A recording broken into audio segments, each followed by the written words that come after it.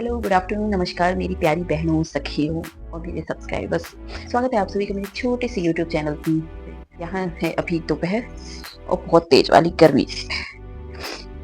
फिलहाल मैं दिन के सारे काम करके फ्री हो गई हूँ। मतलब खाना वाना बन गया है, दादाजी ने, बच्चों के पापा ने, सभी ने खाना वाना खा लिया है और सब अपने अपने कामों में लग गए हैं। बच्चे खेलने में लग गए हैं, बच्चों के पापा ऑफिस चले गए हैं और मैं एज यूजुअल ब्लॉग बनाने बैठ रही हूँ।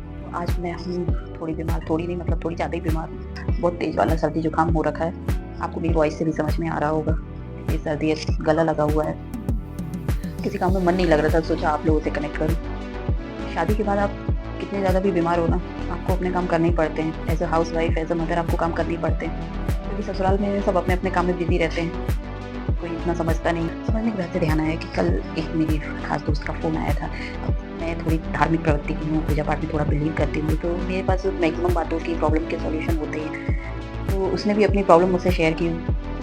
ससुराल में है, वो भी, उसका एक बेबी है, बहुत परेशान थी बेचारी। उसने मुझे फ़ोन किया और बोल रही थी कि मुझसे कोई समझता नहीं है, शादी के इतने साल हो गए हैं फिर भी कोई नहीं समझता, मैं क्या करूँ। तो मैंने उसे समझाया कि किसी इंसान को ना एक हद तक समझाया जा सकता है, लेकिन यदि बार बार बोलने के बाद भी वो उस बात को नहीं समझ रहा है तो मेरे ख्याल से उसे समझाना छोड़ देना चाहिए।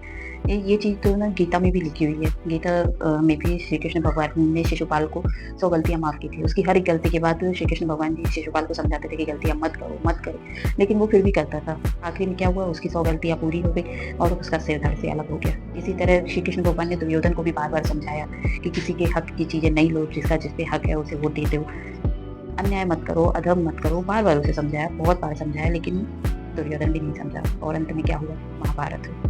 इसीलिए बार बार किसी को ना समझाएं, एक दो बार यदि कोई समझ रहा है तो समझाएं, अदरवाइज आप उसे उसके हाल पे छोड़ दीजिए। ये उसकी किस्मत है, उसकी किस्मत में उसका विनाश लिखा है, इसलिए वो आपकी बातें नहीं समझ रहा है।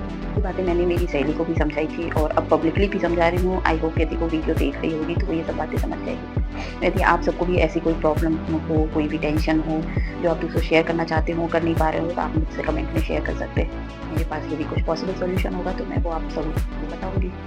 चलिए, ज्ञान धर्म की तो बहुत सारी बातें हो गई। अब मेरा कैमरा बहुत डिस्टर्ब होता है ना, एक्चुअली मेरे पास ट्राइपॉड नहीं है। मेरी जो कुछ सहेलियाँ हैं, मुझे यूट्यूब का बहुत ज़्यादा नॉलेज है, ब्लॉगिंग का बहुत ज़्यादा नॉलेज है। वो लोग मुझे बता रही थी कि ब्लॉगिंग के लिए ट्राइपॉड की ज़रूरत होती है। मुझे तो इन सब चीज़ों का नॉलेज है नहीं, मेरे पास है भी नहीं, तो मैं ऐसे हाथ से ऐसे पकड़ के ना ब्लॉग बनाती हूँ, इसलिए कैमरा बहुत डिस्टर्ब होता है। आप लोग प्लीज़ मेरे चैनल को सपोर्ट कीजिए, मेरा चैनल भी ग्रो होगा तो मैं भी ट्राइपॉड ले लूँगी, मेरे भी अच्छे अच्छे ब्लॉग बनेंगे। मुझे ना बातें करने का बहुत ज़्यादा मन करता है, लेकिन मैं क्या करूँ, मेरे साथ बात करने वाला कोई है ही नहीं। मेरे लिमिटेड फ्रेंड हैं, लिमिटेड रिलेटिव्स हैं और सब अपनी अपनी लाइफ में बिजी हैं।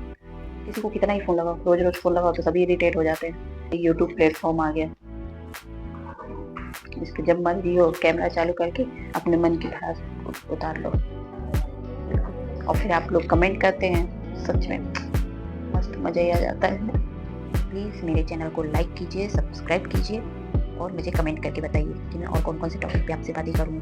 आप मुझसे कौन-कौन से टॉपिक पे बातें करना चाहते हैं और आपको मेरा चैनल अच्छा लगता है कि नहीं, मेरे वीडियोज़ पसंद आते हैं कि नहीं, ये सब आप मुझे कमेंट करके बताइएगा प्लीज़। और आप लोगों को मेरे चैनल अच्छा नहीं भी लगता है तो ये भी कमेंट करके बताइए। बातें तो हो गई हैं, अब मेरे बेटे का बुलावा आ रहा है क्योंकि उसे खानी है मैगी और मैं जा रही हूँ मैगी बनाने। चलिए मैगी बनाते हैं उसके लिए, उसे खिलाते हैं मैगी और फिर करेंगे इस ब्लॉग का एंड। मैं ऊपर अभी अपने रूम में थी और मेरा किचन है नीचे, तो मैं जा रही हूँ अब नीचे बेटे के लिए मैगी बनाने। ये अभी मैं किचन में और ये रख लिया मैंने पैन, इसमें डालेंगे पानी और इसको रख देंगे आप गैस पर।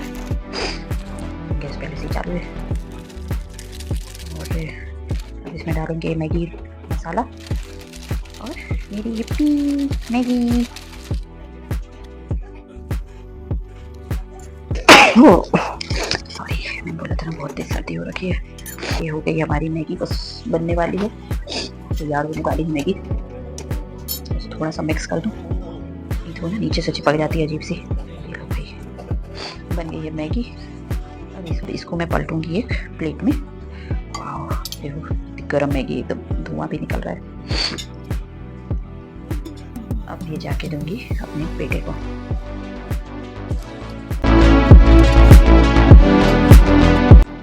ये दे दी मैंने बेटी को मैगी, और देखो ये कितना खुश हो गया मैगी खा के। अब मिलते हैं आपसे नेक्स्ट ब्लॉग में, तब तक अपना ध्यान रखें, खुश रहें। गुड नाइट, शुभ रात्रि।